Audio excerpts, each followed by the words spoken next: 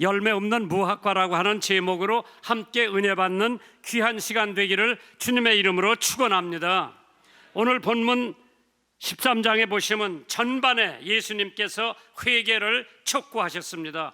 회개하라, 천국이 가까웠느니라. 회개하지 않는 사람은 멸망한다고 그랬죠. 무화과 나무는 이스라엘을 상징하는 나무이기도 합니다. 믿는 성도들을 상징한다면 더욱 우리들은 심각하게 생각해야 할 문제입니다. 나라마다 꽃이 있어요. 자기 나라에 상징하는 꽃이 있는데 한국 상징하는 꽃이 뭐죠? 무궁화요.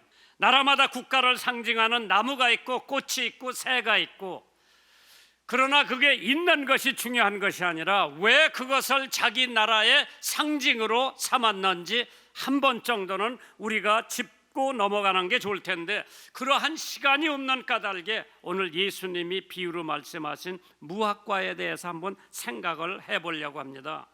만약 12사람이 1년에 한 명씩 전도해서 예수를 믿게 한다면 몇 년 걸려서 세계 전 인구를 전도할 수 있다고 생각하는 사람 답변 한번 해보세요.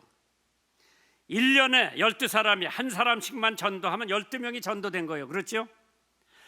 그 다음 12명이 전도받은 사람이 또 한 명씩 전도하면 이제 24명이 되는 거죠.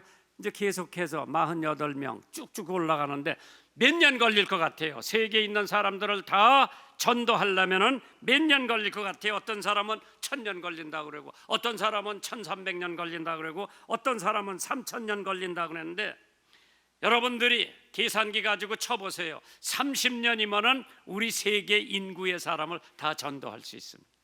땅끝까지 가서 나의 증인이 되라고 하신 주님의 말씀은 가능성이 있기 때문에 그 말씀을 한 거지, 가능성이 없다면은 주님께서 그런 말씀을 안 하실 겁니다.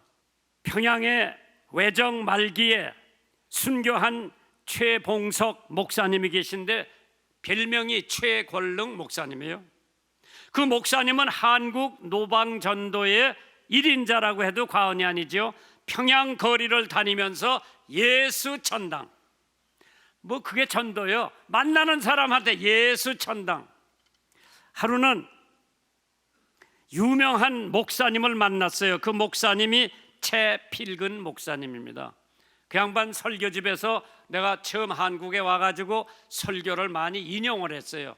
글도 잘 쓰고 설교도 잘하는 최필근 목사님 지나가다가 최권능 목사님을 만나서 최권능 목사님이 최필근 목사님한테 예수 천당 하니까 제가 최필근 목사입니다. 그러니까 최권능 목사가 뭐라고 그랬냐면 버러지 목사라고 그랬어. 입이 있어도 전도 못하는 버러지 목사. 그 얘기를 들은 최필근 목사님은 집에 돌아와서 회개를 하고, 내가 진짜 버러지 목사다. 내가 글도 잘 쓰고 설교도 잘하지만은 전도에는 내가 그동안에 소홀히 했다고 회개를 했다고 하는 얘기가 있습니다. 마태복음 28장 마지막 석절에 그러므로 너희는 가서 모든 족속으로 제자를 삼아 아버지와 아들과 성령의 이름으로 여기 세례를 주고 내가 너에게 분부한 모든 것을 가르쳐 지키게 하라. 볼지어다 내가 세상 끝날까지 너희와 함께 있으리라 하시니. 오늘 무화과 나무 본문에 있는 말씀을 보시면은 누가복음 13장 6절에 이에 비유로 말씀하시되 한 사람이 포도원에 무화과 나무를 심은 것이 있더니 와서 그 열매를 구하였으나 얻지 못한지라. 성경에 보면은 종려나무도 나오고요. 종려나무는 모든 가지가 늘 하늘로 치솟아 오른답니다. 이와 같이 우리 성도들의 마음은 전적으로 하늘을 향해야 됩니다. 땅의 것을 보지 말고 하늘을 바라보라고 그랬죠. 성경에 나오는 나무의 뜻이 있습니다. 신명기 12장 2절에 너의 쫓아낼 민족들이 그 신들을 섬기는 곳은 높은 산이든지 작은 산이든지 푸른 나무 아래든지 물원하고 그 모든 곳을 너희가 마땅히 파멸하라고 그랬죠. 뽕나무도 있었어요. 성경에 키가 한 15m 정도 되는데 우리 뽕나무 종류하고는 성지에 나오는 뽕나무가 개념이 다릅니다. 지중해의 연안에 많이 납니다. 지금도 여리고 성에 가면 뽕나무가 있어요. 난 가서 봤어요. 엄청 커요. 그러니까 삭개오가 그 뽕나무에 올라가서 예수님 오시는 것을 기다리고 있었다고 그랬죠. 왜? 삭개오 키가 작기 때문에. 그래서 뽕나무에 올라가서 이 예수라고 하는 분을 만나려고 뽕나무에 보려고만 올라갔는데, 참 예수 재밌는 분이요. 다른 사람들 다 제쳐놓고 뽕나무 아래에 와서 삭개오야 내려오너라. 이름을 어떻게 아셨을까? 하나님이니까 삭개오 이름도 알고 여러분의 이름도 아실 줄 믿으면 아멘 하세요. 급하게 내려왔다고 그랬어. 예수님께서 오늘 내가 너희 집에 가서 유해야 되겠다. 동네 사람들이 수군수군한 거예요. 뽕나무에서 내려와 가지고 예수를 자기 집에 데려다가 전도를 받고 삭개오네 집이 다 예수 믿고 세례를 받은 거예요. 누가복음 19장 4절에 앞으로 달려가 보기 위하여 뽕나무에 올라가니 이는 예수께서 그리로 지나가시게 됨이니라. 상수리나무, 옥추리지요. 이게 상수리나무라는 게 옥추리요. 참나무 튼튼하고 크게 자라는데, 창세기 13장 18절에 이 아브라함이 장막을 옮겨 헤브론에 있는 마른의 상수리 수풀에 이르러 거기 거하며 거기서 여호와를 위하여 단을 쌓았다고 그랬어. 예배당을 짓는 거죠. 단을 쌓았다는 것은 예배 장소를 지었다. 그 성지에서 제일 풍부한 나무가 상수리 나무고 종류가 9가지 정도가 있답니다. 천사가 기디온에게 나타난 것도 상수리 나무 근처에 나타났고요. 압살롬이라고 하는 다윗의 셋째 아들이 있는데 그 아들이 아버지의 정권을 탈취해 가지고 사람들을 자기 편으로 막 만들고 왔다 갔다 하다가 말 타고 지나가다가 상수리 나무에 자기 상투가 걸린 거예요. 대롱대롱 매달린 거예요. 그러고 당나귀는 지나간 거예요. 자기만 매달려 있었어. 그걸 요압이라고 하는 장관이 본 거예요. 장군 유명한데. 그래서 자기가 그 사람을 죽인 거예요. 왜? 아버지 정권을 탈출하고 자기가 임금이 되려고 그러니까. 그래가지고 임금님한테 가서 내가 당신 아들 압살롬을 죽였습니다. 그러니까 다윗이 나의 아들 압살롬하고 통곡을 하는 거예요. 그때 요압이라고 하는 장군이 신랄하게 임금님을 닦아 세웠어요. 그게 상수리 나무의 사건이죠. 종려나무 팜트리, 출애굽기 15장 27절에 그들이 엘림에 이르니 거기 물샘 12과 종려 70주가 있다고 그랬어요. 번영과 아름다움을 상징하는 것이 종려나무요. 그렇기 때문에 높은 사람이 지나가거나 예수님이 지나갈 때 종려나무 가지를 꺾어서 길에다 펴고 종려나무를 흔들으면서 환영을 한 게 종려나무요. 헌당과 성전의 장신용으로 많이 쓰여지는 것이 종려나무라고 했습니다. 승리의 표시로 사용되고 예수님의 승리 입성 때도 사용됐습니다. 장례식과 무덤에도 장식으로 쓰는 게 그런 나무였다고 하죠. 네 번째, 오늘 무화과 나무 픽추리. 미가서 4장 4절에 각 사람이 자기 포도나무 아래 자기 무화과 나무 아래 앉을 것을 그들이 두렵게 할 자가 없으리니 이는 만군의 여호와의 입이 이같이 말씀하셨다고 그랬죠. 포도나무 과수원에 무화과 나무를 심어 놨는데 전 지역에 있습니다. 과수원에 따로 있는 것이 아니라 모퉁이에 심겨져 있고 특수 지역이 아닌 아무 곳에나 무화과 나무를 심어 놨죠. 여름이면 잎이 무성해서 휴식처가 되고 7, 8m 크기가 되는데 주님이 저주하신 적이 있습니다. 제자들하고 지나가다가 무화과에서 시장하시니까 열매를 찾았는데 열매가 없으니까 말 한마디에, 예수님 말 한마디에 무화과 나무가 말라 죽었어요. 나다니엘이라고 하는 12제자 중에 한 사람을 택할 적에도 나다니엘이 무화과 나무 아래 있었을 때 예수님이 부르셨다고 그랬습니다. 요한복음 1장 48절에 나다니엘이 가로되 어떻게 나를 아시나이까? 예수께서 대답하여 가라사대 빌립이 너를 부르기 전에 네가 무화과 나무 아래 있을 때에 내가 보았노라. 꽃이 없이 열매만 엽니다. 이스라엘을 상징하는 나무라고 하지요. 이외에도 생명나무, 로뎀나무, 아카시아나무, 백향목 수십 종이 있지만은 우선 시간상 몇 가지만 생각해 보기로 했습니다. 무화과 나무의 비유라고 하는 것이 과일나무입니다. 첫째, 목적이 그늘도 아니고 관상수도 아니고 뗄나무도 아니고 열매를 얻기 위해 심어놓은 나무가 무화과 나무입니다. 오늘 하나님께서 여러분과 나를 예수 믿고 구원받고 천국의 백성을 만들어 놓은 것은 다른 목적 아무것도 없이 여러분과 내가 열매를 맺기 위해서 예수님께서 나를 구원시켜 주신 줄 믿으시면 아멘 하시기 바랍니다.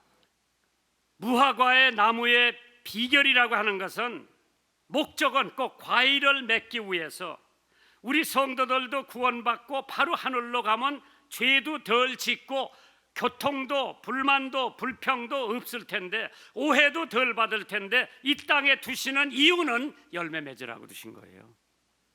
요한복음 15장 8절에 너희가 과실을 많이 맺으면 내 아버지께서 영광을 받으실 것이요 너희가 내 제자가 되리라. 열매 맺는 사람이 예수님의 제자가 된다고 그랬어요.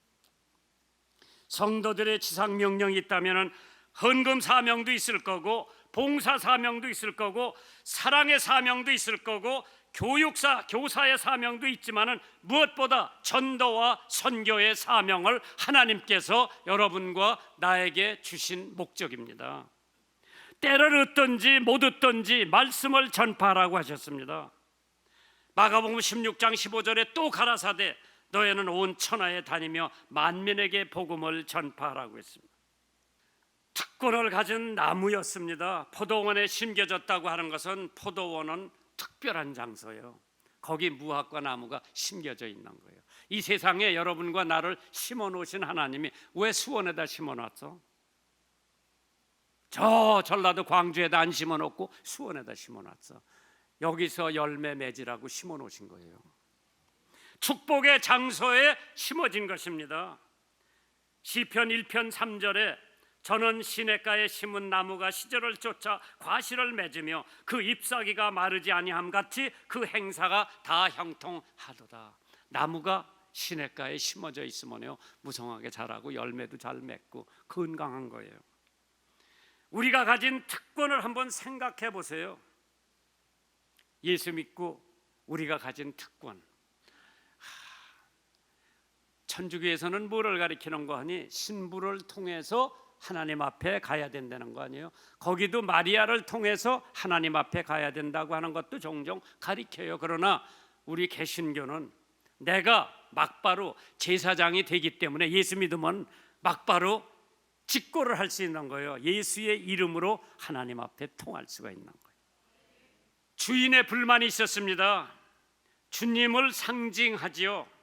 그 과수원 주인을 우리는 주님 하나님을 상징한다고 보죠. 과수원 지기에게 이르되 내가 3년을 와서 이 무화과 나무의 실과를 구하되 얻지 못하니 찍어버려라. 어찌 땅만 버리겠느냐. 전도는 그냥 1시간에 되는 것이 아닙니다. 어떤 사람은 1년 걸려요. 박사장님 몇 년 걸렸어? 어떤 사람은 3년 걸리고 5년 걸리고 무리 목사님이 전도한 친구 하나는 55년 후에 예수를 믿게 됐다고 책에서 읽어봤어요. 베드로후서 3장 9절에 주의 약속은 어떤 이는 더디다고 생각하는 것 같이 더딘 것이 아니라 오직 너희를 대하여 오래 참으사 아무도 멸망치 않고 다 회개하기에 이르기를 원하시기 때문에 지금 하나님 기다리고 계신 거예요. 내가 하나님이라면 이 못된 나라 그냥 심판 바로 해버릴 텐데 기다리시는 거예요. 왜? 그 중에 예수를 믿을 사람들이 있기 때문에. 어떤 이발사가 전도에 열이 올라가지고 자기가 예수 믿고 그냥 전도하고 싶은 생각이, 그러나 이발을 해야 되기 때문에 어디 돌아다닐 수도 없고 이발하러 오는 사람들한테 전도를 하는데 이제 여기다가 비누를 다 묻히고 이제 면도를 하려고 하는데 지금 가지고 있는 면도칼을 가는 거라. 그 가죽 혁대 같은데 면도칼 갈면서 전도하는 거예요. 죽고 싶어요? 살고 싶어요? 존 F 케네디가 35대 대통령으로 당선이 됩니다. 얼마 안 돼서 아이젠하워 대통령을 찾아갑니다. 대통령직을 수행하는 것이 뛰어난 정치 경력에 그에게도 매우 어려운 일이었기 때문에 조언을 구하러 갔습니다.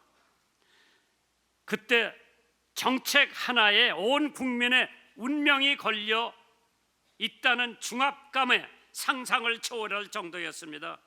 아이젠하워 대통령이 케네디 대통령한테 뭐라고 자문을 했는지 아십니까? 대통령의 임무는 결단하는 것입니다. 그것을 두려워하지 마십시오. 대통령뿐만 아니라 우리 인생의 모든 것은 결단으로 이루어집니다. 시집가는 것도 결단해야 가요. 회사 들어가는 것도 결단해야 가요. 어떤 사람은 연대 가려고 그러고 어떤 사람은 고대 가려고 그러고 어떤 사람은 한양대학 가려고 그러고 이게 다 결단이 돼야 돼. 물론 자기 실력에도 저기가 있지만은 실력. 그런데 못 갈 학생이 결단하고 가는 거예요. 그런데 되더라. 길이 열려.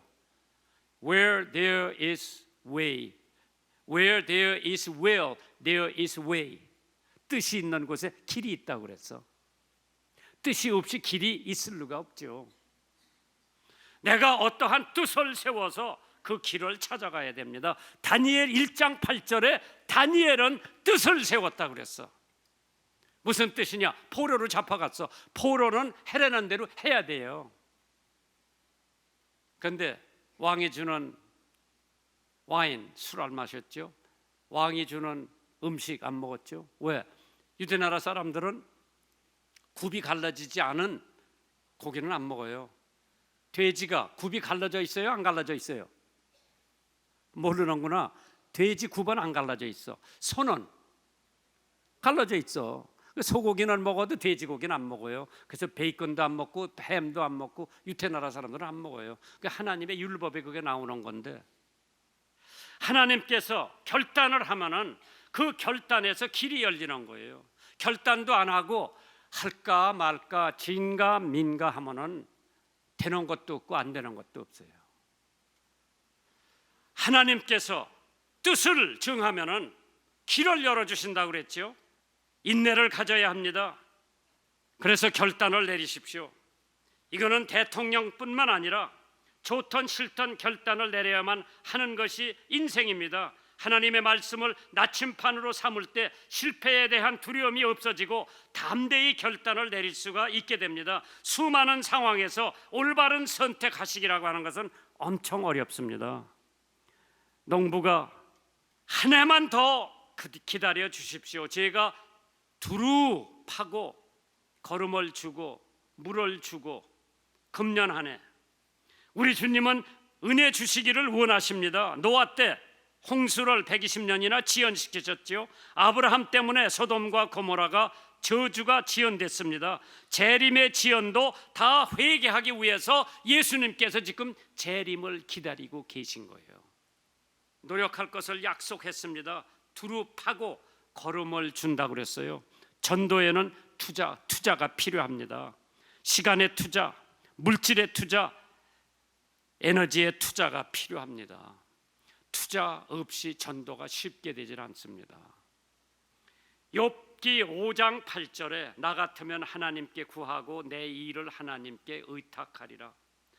마태복음 2장 4절에 보라 그의 마음은 교만하며 그의 속에서 정직하지 못하니 그러나 의인은 믿음으로 말미암아 살리라. 두루 파고 걸음을 주는 일은 사람이 할 수 있는 일이지만은 때를 따라 비를 주시고 좋은 일기를 주시는 분은 하나님이시기 때문에 하나님의 보좌를 움직이는 것은 우리의 기도뿐입니다. 어떤 청년이 하루 마틴 루터를 찾아와서 어느 때 기도하는 것이 가장 좋습니까? 물어보니까 항상 기도하라고 그랬어요. 러시아의 문호 톨스토이는 기도에 대해서 이러한 간증을 합니다. 나는 17살 때까지 어머니에게서 배운 기도를 열심히 계속했다가 17세 때 형 니콜라이와 함께 자면서부터 형이 기도하지 않을 뿐더러 기도하는 나를 비웃고 멸시하기 때문에 낙심이 되어 50세 될 때까지 기도를 중단했다고 했습니다.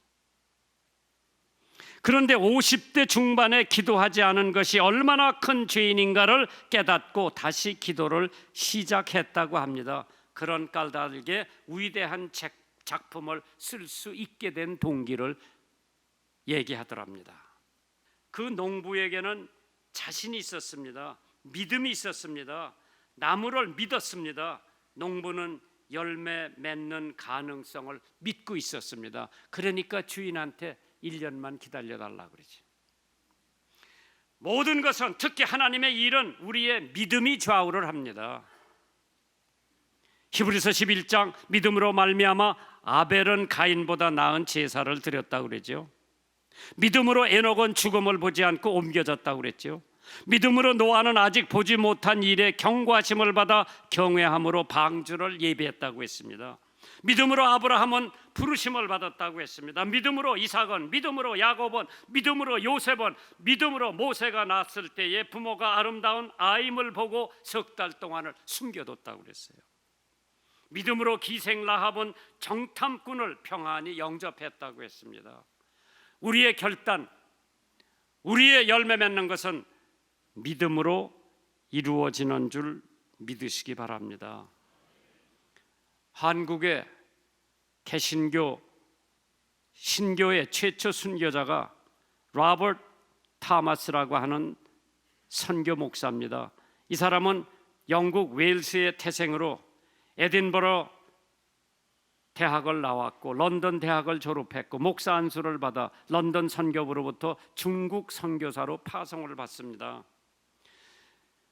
18개월 동안 의학과 어학을 배우고 아내와 상해에 도착을 했을 때 곧 이어서 그의 아내는 세상을 떠납니다. 얼마 후에 천주교의 박해로 피난을 가게 됩니다. 거기서 김자평이라고 하는 몇몇 조선 사람들을 만나게 되고 조선 학문을 익히게 되고 1865년 9월 4일 한문 성경을 가지고 옹진과 백년도 부근에서 섬에서 2개월 반 동안 전도를 하다가 중국으로 돌아갑니다. 그러다가 마침내 제너럴 셔먼이라고 하는 배가 통상을 목적으로 조선에 간다는 말을 듣고 다시 그 배에 편승을 해서 1866년 6월 18일 출발을 해서 8월 7일에 대동강 입구에 도착을 합니다.